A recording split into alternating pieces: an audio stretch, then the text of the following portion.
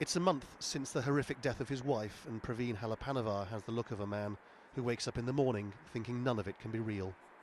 Which isn't to say he doesn't understand what happened to Savita, just that he can't begin to take it in, to find any logic in it. When I went back, with the remains of Savita, everyone in the family asked me, how could this happen in a country like Ireland? They just couldn't believe it, that the faith or the religion came, first before someone else's life. There's an inquiry going on at the hospital where she died, but some things are perfectly clear. Most importantly, that she was refused a termination even though she'd begun to miscarry a fetus that had no chance of survival, and that decision led to her own death from blood poisoning.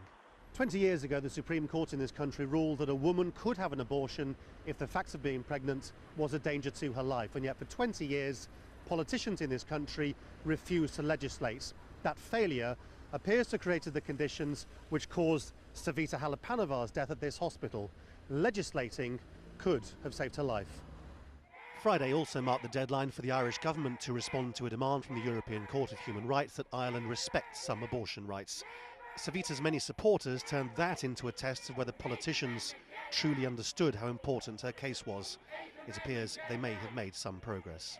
There's a clear timetable now to get to the point at which legislation should be introduced, but in the past there's been so much slippage, so much political intransigence around this issue that we think there is now need for a cast iron guarantee and a clear deadline by which legislation will be introduced in Parliament. Which has left Praveen, a man who lost his wife in the most pointless way, of the view that Ireland has had to be dragged kicking and screaming into the 21st century. Since Savita's death, do you have any sense that politicians in this country now want to legislate so this doesn't happen to anybody else? I don't think so, because they're more, focused on their religion rather than on human life. The government has indicated that legislation should happen in the new year. Still, the anti-abortion movement here is hugely powerful. The next few weeks will help define the extent to which the church here still holds sway over the state. Lawrence Lee, Al Jazeera, Galway.